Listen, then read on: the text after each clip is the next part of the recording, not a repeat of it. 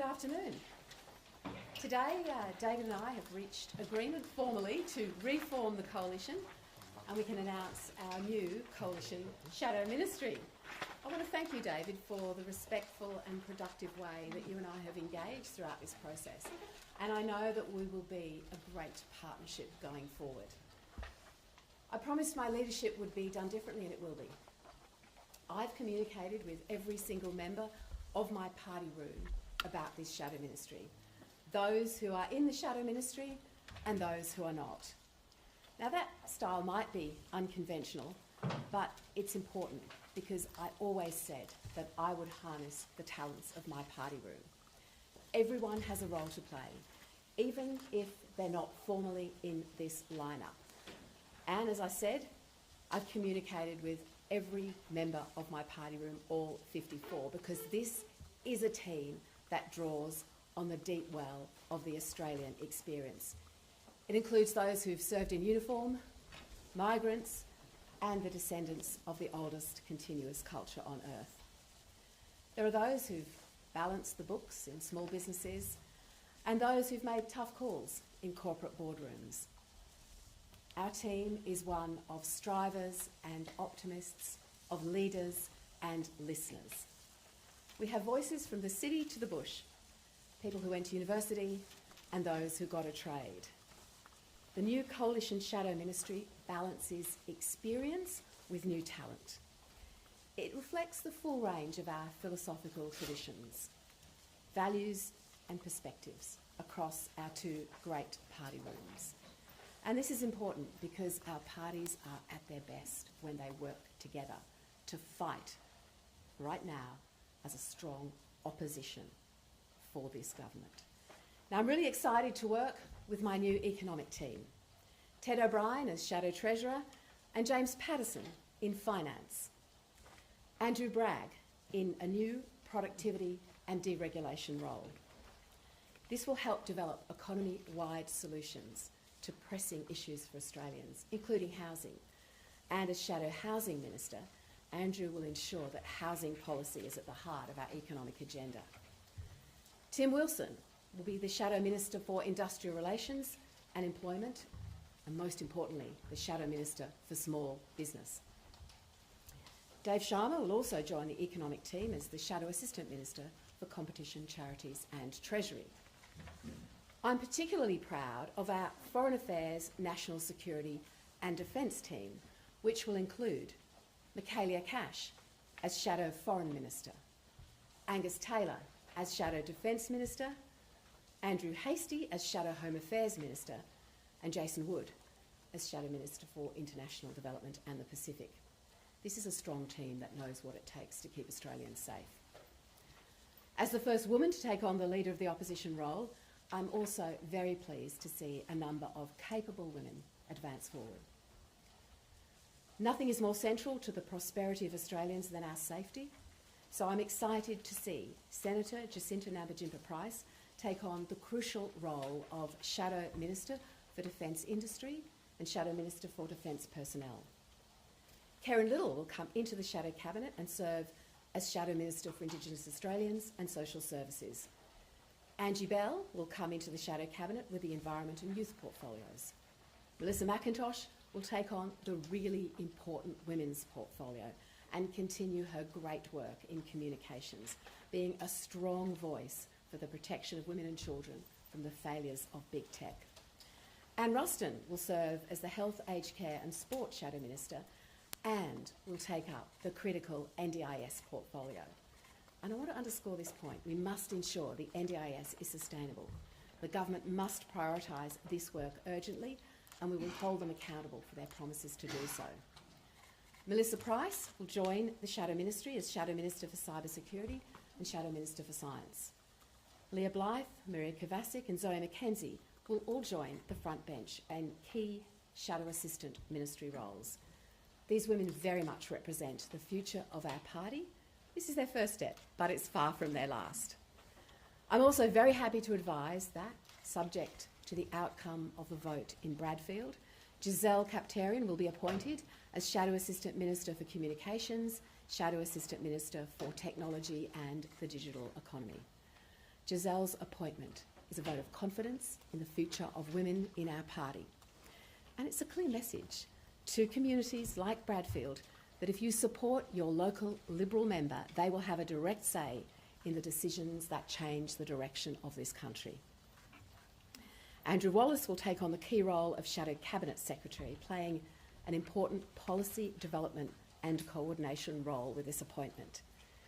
Dan Tehan will take up the critical energy and emissions reduction portfolio. Dan, working alongside our passionate and talented party room and the Nationals, will lead our work to deliver a plan that gets emissions down but also delivers a reliable grid in energy for Australians. Australia does have to play its part in the global response to climate change, but not at any cost. Dean Smith from the Great Resources State of WA will play a vital role in this plan as the Assistant Minister for Energy and Emissions Reduction. Alex Hawke will be the Shadow Minister for Industry and Innovation and Manager of Opposition Business in the House. John O'Duniam will take up education and early learning. He will do the work to deliver a plan for education that gives choices to parents and prioritises knowledge and critical thinking for our kids. Julian Leeser will serve as Shadow Attorney General and Shadow Minister for the Arts. Paul Scarr will bring fresh perspective and a great strategic mind to immigration. My team sees the immigration portfolio as an opportunity that really connects with our economic agenda. Also of note, there is a new urban infrastructure and cities portfolio led by James McGrath. This will ensure we have specific focus on cities when it comes to our policy development. No one is more passionate about the trades and training in this parliament than Scotty Buchholz. I held the skills portfolio in the last term as Deputy Leader, and I'm deeply passionate about seeing the next generation of apprentices and trainees thrive. Scott will bring great enthusiasm and be a champion for so much in this sector. Phil Thompson will contribute further to our team as the Shadow Assistant Minister for Defence and also Shadow Assistant Minister for the NDIS. Matt O'Sullivan will serve as Shadow Assistant Minister for Infrastructure as well as Fisheries and Forestry. The Coalition will provide that constructive check and balance this term. And I really look forward to getting out of Canberra and into the communities over the weeks ahead to connect with ordinary Australians, Australians who are doing it tough, and the wonderful, wonderful communities that make up this great country. Over to you, David. Well, thanks, Susan. And saying that and getting out of here, can I say that my thoughts are with those flood-affected communities, those that I went to on Friday to Kempsey and Maxville, and in fact on Monday back out to Junda in my own electorate that was basically washed away in April. They haven't been forgotten and they're not being forgotten, and I'm heading straight from here back to the flood zone to be with Alison Penfold and Pat Conahan have done an amazing job. And I thank the Prime Minister for going and visiting and making sure they understand that the Australian people are with them and that this will be a recovery journey that we all go on together. And Susan and I will make that commitment about making sure that this is a bipartisan approach and it is important they know that we are focused on them. This morning, our party room made the decision to rejoin the Coalition after obviously the party room meeting of the Liberal Party on Friday. And I thank the Liberal Party and the leadership of Susan in getting to that position to make sure there's understanding about the way forward, that the focus now is on Anthony Albanese and the Labor government and holding them to account, because that's important for our democracy. That's important for Australians, that they know we've laid the foundation stones of a coalition that can move forward and work together to ensure that we hold them to account, but also have an alternative government in 3 years. And so this is an important step that we make, and in respect of our changes, there aren't as many, but there are significant ones. We are moving Darren Chester into Veterans Affairs. Senator Ross Cadell will come into Shadow Cabinet, and we'll take over where Perrin Davies, who sadly has lost her spot in the Senate and as Deputy Leader, Ross will come in as the new Water, Fisheries, Forestries and Emergency Services Minister. In fact, he will be with me tomorrow visiting these disaster-affected areas.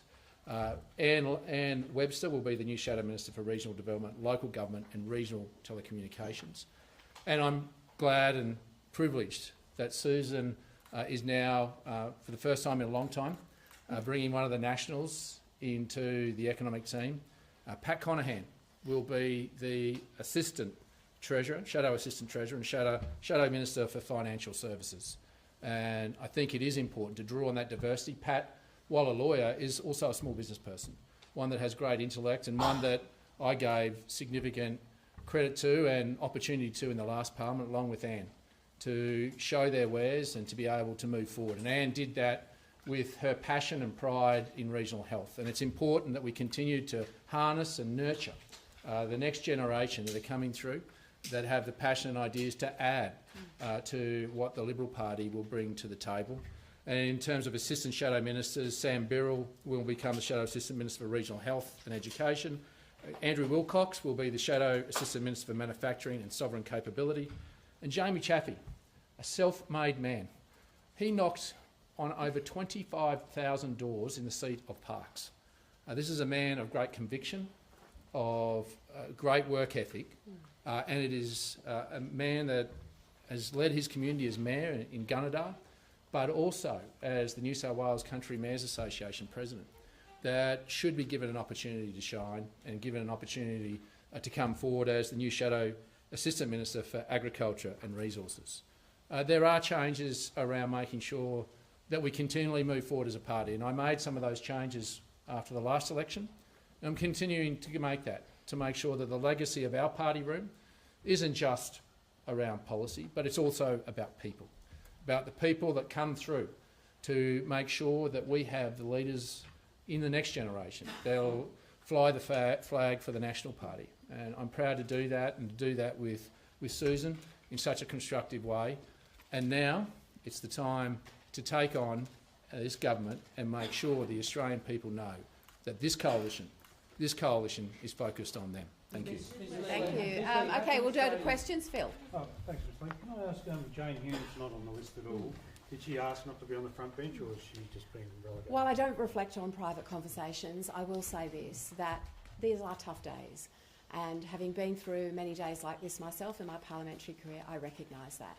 But what I do want to say about Jane Hume is she is an enormously talented, fantastic member of this team who has contributed amazingly over her political career, will continue to do so, and is a strong performer across a range of different subject areas. Has she been punished out of personal vengeance for supporting Angus Taylor in the leadership vote? And how can you justify her not being in the front bench when you've got the likes of Alex Hawke and James McGrath who've been catapulted into cabinet? Have you just, has this been a bit of a get square, these appointments, has it been a get square process?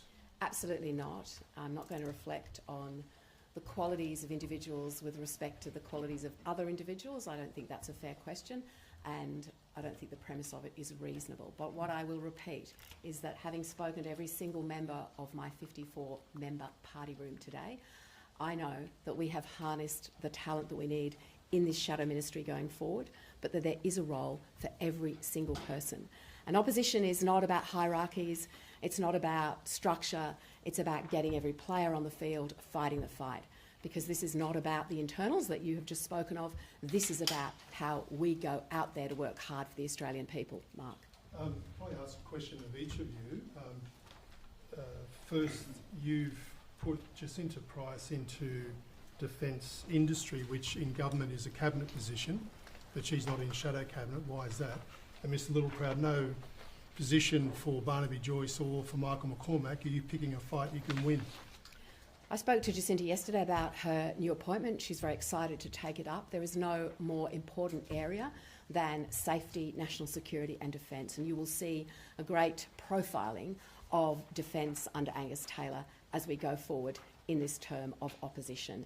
And I'm delighted that Jacinta is taking up what is a really vital role, and her style of communication, her relationship with Australian people will be incredibly valuable. This isn't about winning or losing, Mark. This is about the right thing. And I made it clear after the last election that I wanted to have generational change and continue to do that, and to nurture those new members that had come forward, to draw on their skills, their diversity. And made it clear that was a journey that I was going to continue on. And I made the decision predicated on the future of the party. And I think both former leaders have the party at the core of who they are and what they are. This is about making sure that the course of our party room is one that is collegiate, is always brutally honest, which is a good thing, which is a great thing, that the Nats are prepared to put it out there and then go and have a steak and a beer. But this is about the future, and the future of our party and where we go for the next 100 years. Andrew. My question is for both of you. After last week's bitter breakup, how can voters be sure that this partnership will be sustained, given that you've come to this party room a bit like two parents who couldn't decide in a divorce who looks after the kids? Well, Andrew, I don't accept the word bitter, and people have used this breakup terminology. I agree that this is a professional partnership between two really strong parties in our Australian democracy that work very well when they work together.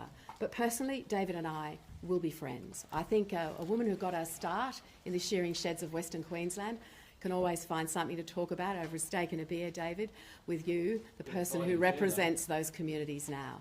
So we will 100% take this forward together. We will be stronger together, better together, and we can't wait to do this on behalf of the Australian people that we wake up every morning to fight for.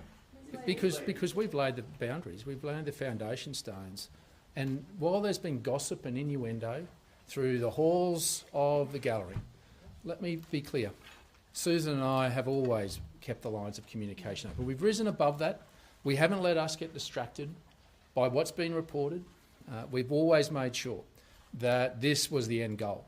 But there were principles that we talked about, and it took Sussan and the leadership that she took over to get her party room to that position. That took great strength. And I say not only to Sussan, but to her party room to understand that, and we reciprocate that. We know that this is a partnership.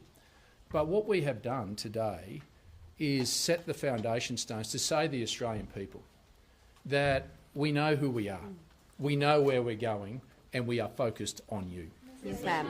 A question to both of you. Individually and collectively, you both have a mammoth task ahead to get the coalition back to a competitive position. Ms Ley, nearly half your party room didn't support you in the leadership ballot, and Mr Littleproud, even today, there's people saying that you misled them in talks. Are you confident you'll both be standing here as leaders in 3 years' time? I'm confident that we both will. And while people reflect on the votes and the conversations inside my individual party room, I know that everyone agreed in walking out of this party room not that many days ago to unite behind our leadership and to work very hard. Because I am delighted to have in my party room people who are not there for the crisscross of the internal conversation, but are there for the big job. They're up for the big task of working hard to provide the opposition that this country needs, that it deserves, and that the millions of Australians that voted for us expect. And happy to say, I respect Mr Boyce, but with respect of misleading the party room, it was very clear. The policies that he's talking about, gas, that was a coalition policy, one in which I actually have some concern about as well, because the gas that he talks about in Gladstone actually comes from my electorate. There's a big pipeline that goes out that takes it. With respect to net zero, both sides have made it very clear that that was one of the policies in which we would review and look at our own respective organisations and what that might look like. The issue was about those four policies that were legacy policies of the party room. That was, should have told the party that you asked to be exempt from shadow cabinet. Well, with respect in terms of a number of these conversations, that wasn't, and I've made this very clear on a number of occasions, this wasn't about a free-for-all around cabinet solidarity. There has been a number of occasions. One, if you go back to the AWB single desk decision, that was the first decision where the National Party broke away from cabinet solidarity some 30 years ago, 20 years ago. And as I've articulated around the voice, I wanted to make sure, and it wasn't a demand, it was a conversation, and Sussan was quite clear that the parameters that we have was ones that we should continue to adhere to. I wasn't asking for a free-for-all, and that was not something that I think was appropriate to share, the fact that it's been ruminated out here, because I don't want a free-for-all in my party room. I want to know that we respect the structures and processes that we have for 80 plus years.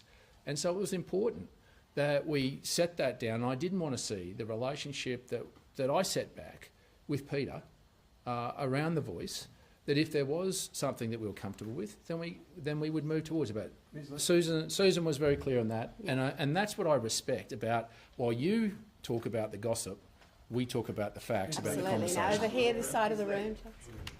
Oh, thanks. Ms. Ley, 2 weeks ago, you stood here in your first press conference as leader and said, no policies on the table, no policies off the table. You needed to listen to Australians. Nuclear energy was a central pitch of the coalition in the last election, in which you were resoundingly voted out in a lot of seats. How can you stand here now and say that it's okay to have nuclear locked in as a policy when there hasn't been that review, that conversation, that listening with the public that you were talking about 2 weeks ago? It's important to recognise that in agreeing as we have with respect to nuclear energy, that the removal of the moratorium is an important first step. It's also important to note that there will be development of the detail of any further policy with respect to nuclear after that point. So that's where we're starting, and the policy development that you speak of that does require that consultative engagement across our parties will continue. Ms. Ley, 2 questions if I may. Just my quick read of this, it looks like there's 26 or 27 members in the shadow cabinet. Is that correct? And secondly, Claire Chandler, Sarah Henderson, Jane Hume dumped and Jacinta Price demoted for Conservative women. Why is that? We have the same number of members in the shadow cabinet as the government has in the cabinet. It's important to understand that that's where the link to the numbers is.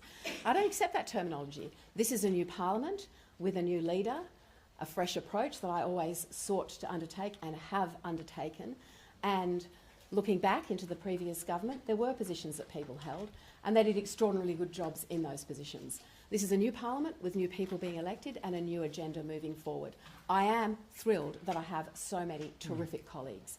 And those that, as I said earlier, are not on this list are certainly incredibly valued and will continue to play that very, very important role that all of us must in opposition. We'll go to Sarah, sorry, and then to you, sir. I just wanted to ask, what was the rationale for appointing Dan Tehan into energy? And on that, you've made some comments about, we do need to get emissions down, but not at any cost. Will you consider dropping net zero over the next few months and at the start of this term? We'll have those discussions inside the policy development process. Everyone would agree, and colleagues particularly, that Dan Tehan is an excellent appointment in this space. Dan has been a valued colleague over many, many years. I've known him for the last 25 years. What he brings to this is the detailed policy smarts, the ability to relate to a range of interests, stakeholders, sectors, individuals, communities, but an overriding determination, as we all have, that we do get this right. So I am looking forward to the really important piece of work that Dan is going to do, supported by Senator Dean Smith and consulting across our party rooms. Yes.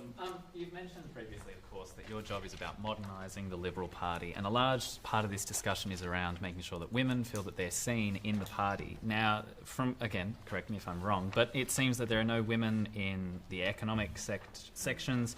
You've taken a woman away from the early learning portfolio, which is predominantly a feminised industry. Do you think, is this the final makeup of this modern Liberal Party that we are expecting? This is a fantastic lineup. There's an assistant minister, incidentally, in the early learning area that will do a terrific job.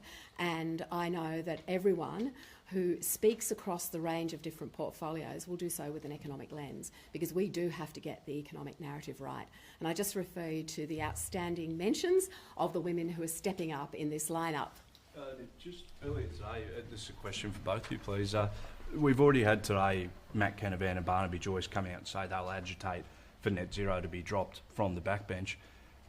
In terms of reviewing that and getting to a final position on it ahead of the next election, how long does that take? And if it drags on, do you not think that'll sort of derail, if you've got this agitation from the backbench, will this not derail your attempts to have a stronger showing at the next election? Well, I'll refer to David about those individual comments, obviously, but what I want to say is that one of the traditions that our parties share is the ability to speak freely on the backbench. It's not something you can do in the Labor Party. It's not something you can ever do in the Labor Party, but we value it. And we love the expression that people want to make about a whole range of different areas of policy, and that is one of them. So going forward, I have great confidence we will get this right. Yeah, and in respect to that, as Sussan's made very clear, each sovereign party formulates their own policies, and then we come together through the coalition process.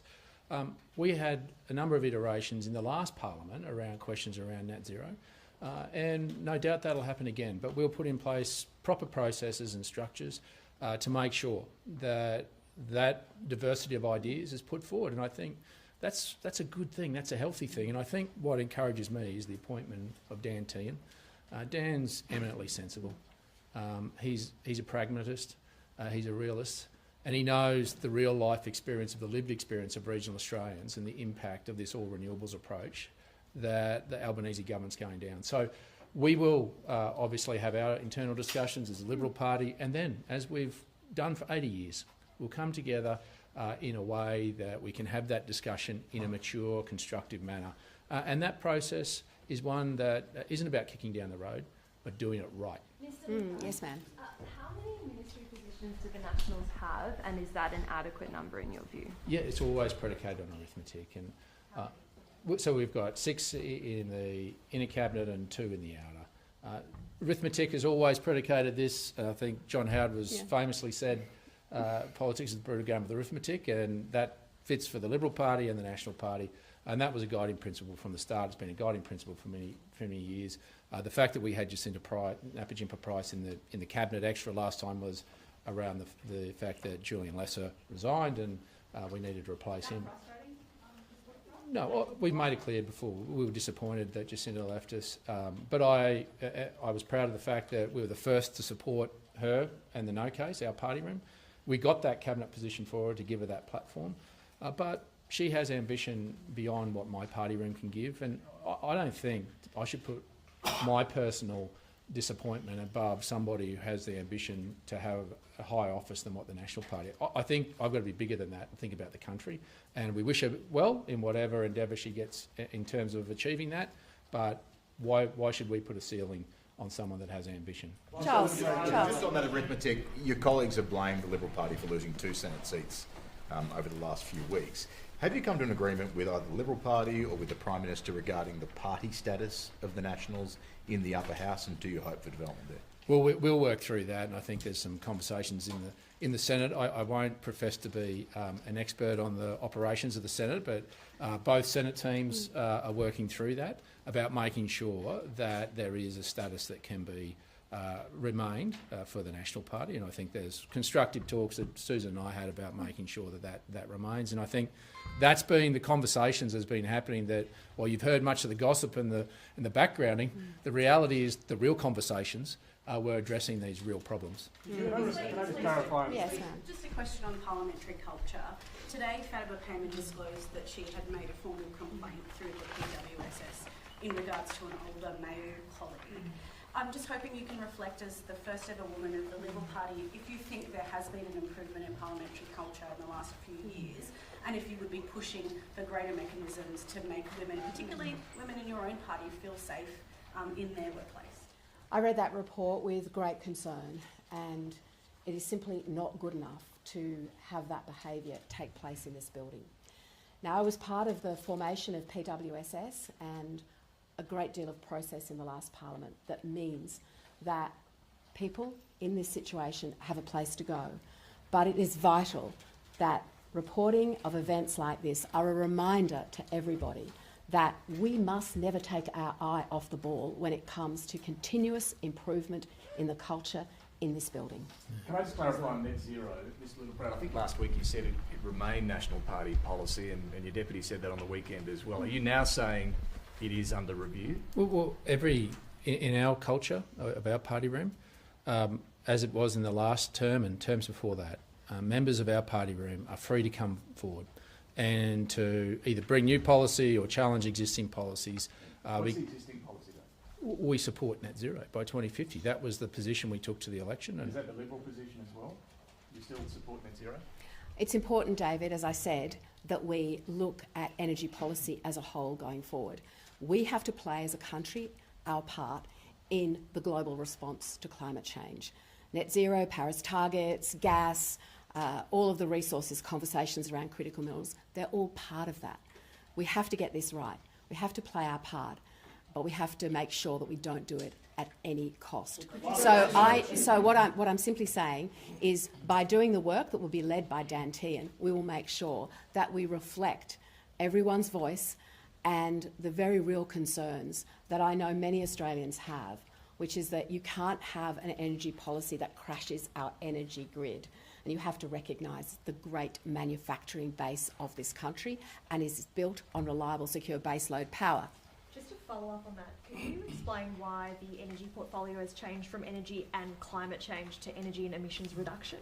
Look, different governments give different titles, and at one stage there were so many titles on a minister that they couldn't fit on a business card in the days that we had business cards. I actually just look at the substance of what's going on and the policy areas and don't get hung up on the titles. Mr Littleproud, are David Joyce and Michael McCormack being punished for speaking out on the coalition split? No, I've made it clear when I became leader 3 years ago that I wanted to have generational change, but at that point wanted to respect the leadership that was before me, to allow them to impart their wisdom, their experience on the part of the room in nurturing the next generation.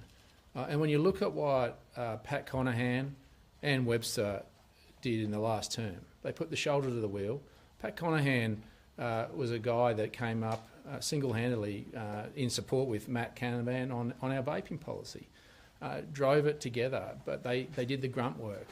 And when you've got people like that with the calibre, I've got to continue to move forward. I know it's disappointing that people don't get positions, but it doesn't diminish their position in our party room. There's still people that are highly respected within our party room and we've drawn on, just in a different capacity. But you do have to look forward, and this is the tough decisions that Susan had to make, I had to make. They're not great conversations, but unfortunately they're ones you have to have sometimes. Do you regret anything about the past week and a bit, Mr Littleproud, looking back from your actions from the get-go? Is there anything you do differently, and also do you regret or have you apologised to Ms Ley for taking the speedy actions you took in the period when her mother was dying? No, well, with due respect, we made sure Susan and I worked through that at a pace that she was comfortable with. Your colleagues weren't even comfortable with that? Well, with respect, I was working with the Liberal leader, who is the opposition leader, and I needed to respect the processes and the pace, as well as where we wanted to land in terms of getting an opposition ready. So we respected that all the way through. We were sensitive around that, so much so that I made, instead of asking Susan offered to fly back to Canberra to have our first meeting, I made it clear that I didn't want her to leave her mother's seat. Okay, last question, I think, with someone who hasn't had a question. Okay. You have a new Shadow Minister for the Public Service and Government Services in James Patterson. Does this mark a new approach from the Coalition to the public service, and how would you characterise that? I think it's important that we value the work that the public service does, but that in making policy around the public service, we consider all views and we consider the cost. So James Patterson is going to bring an incredibly bright, smart approach to the entire finance portfolio, and be part of an economic team that really drives home an economic agenda that holds this government to account. Thank you very much, everybody. Thank you. Well done.